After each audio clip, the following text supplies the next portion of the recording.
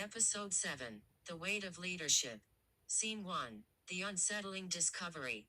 The sun is beginning to dip below the horizon as Keon leads the Lion Guard through the savannah on a routine patrol. All seems calm, until a strange scent catches his nose. Fuley halts beside him, her ears twitching. Hyenas, she whispers.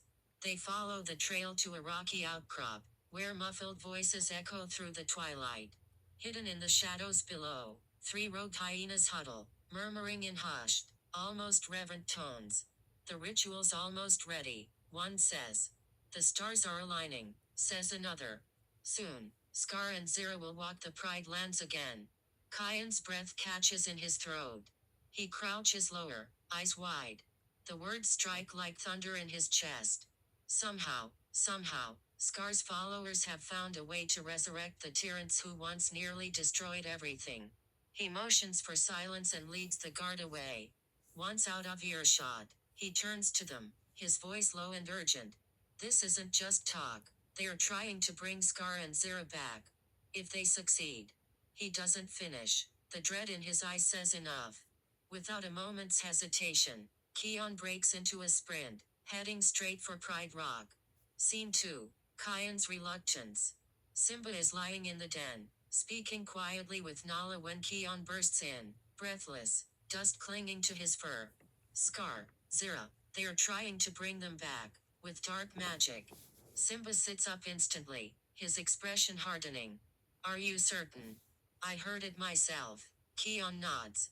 They were talking about rituals, stars aligning. It's not just a threat, it's already begun.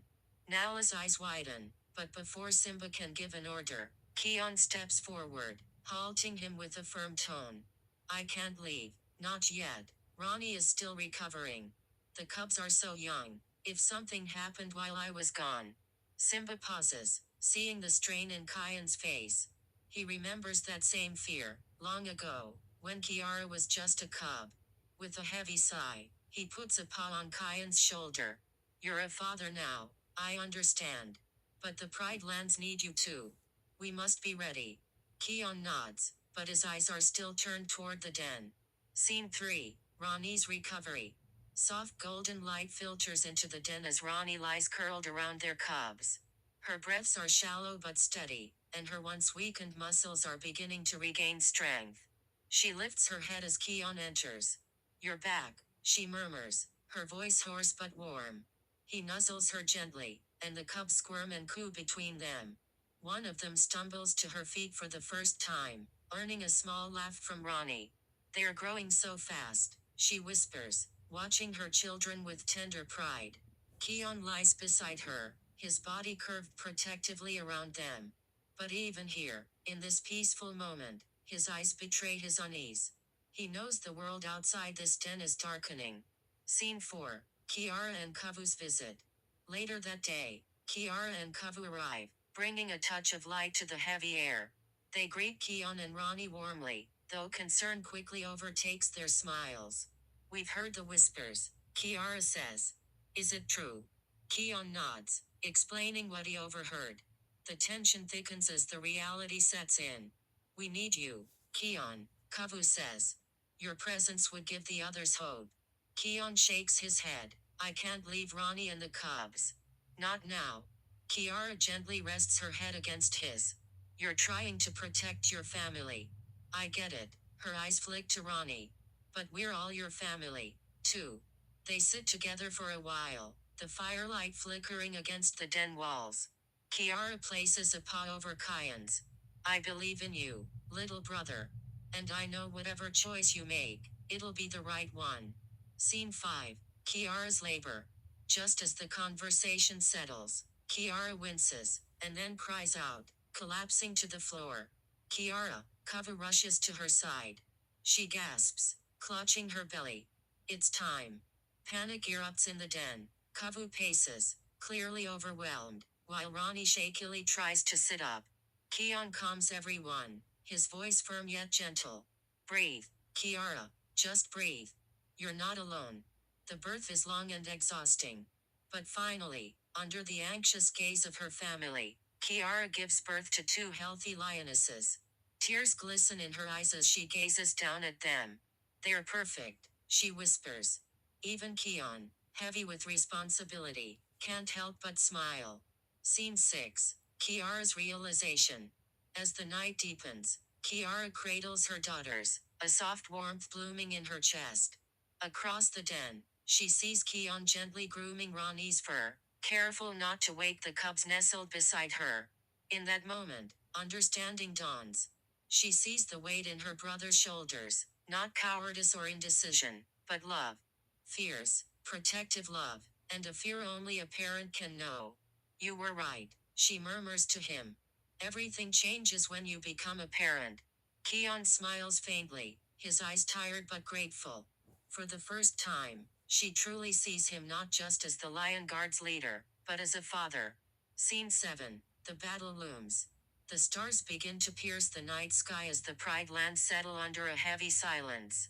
The Lion Guard gathers below, listening closely as Simba lays out plans for defense. From high atop Pride Rock, Keon watches, but doesn't join them. His heart is torn. He turns from the den, where Ronnie and the cubs rest peacefully, and walks alone to the edge of the promontory. The wind whispers through his mane. Below, his homeland sleeps, unaware of the danger inching closer with every hour. He lifts his eyes to the heavens. The sky is vast, endless, and in it, he sees the stars begin to shimmer with unusual clarity. Just as he did when he was younger, Keon kneels and speaks softly into the open night. Grandfather, Mufasa, I don't know what to do. His voice wavers. I thought I could lead. I thought I was ready. But now I have a mate. Cubs. My heart is here, with them. But the Pride lands need me too. If I leave, I could lose them. If I stay, everyone else could suffer. I need your wisdom. The wind stirs, a hush falls over the land. Then the clouds shift, swirling and glowing faintly with golden light. A familiar voice, deep and warm as the earth itself, echoes across the sky. Keon, my grandson, you carry a burden many do not understand. But you are not the first to stand at such a crossroads. Keon looks up, and in the clouds, the faint, majestic form of Mufasa begins to take shape. Leadership is not the absence of fear or sacrifice. It is the strength to act, despite fear. You have already chosen well by protecting your family. But remember, they are not your weakness, Keon. They are your strength. Keon closes his eyes, taking in his grandfather's words. The wind wraps around him like a warm embrace. You do not face this darkness alone. Trust in Ronnie, trust in the Lion Guard. And above all, trust in yourself. But what if I fail? Keon whispers. Then you will rise again, because that is what true leaders do.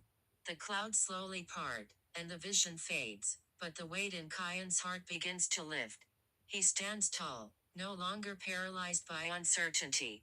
His gaze returns to the horizon, where danger brews. He turns his head once more to the den, where his family sleeps, and nods. He knows what he must do. Scene 8. Family and Duty. Keon returns to the den, his steps quieter, more grounded. Ronnie, half awake, opens her eyes and sees him standing over her. You went to speak to him, didn't you? She asks softly. Keon nods. I needed to, Anne. He reminded me that I don't have to carry this alone. Ronnie smiles, sitting up a little straighter. You never did. He lowers his head to hers, their foreheads touching gently. I still don't want to leave you. But I know now, we'll face this together. You, me, the guard, and the legacy we all protect. Ronnie's voice is firm. Then go.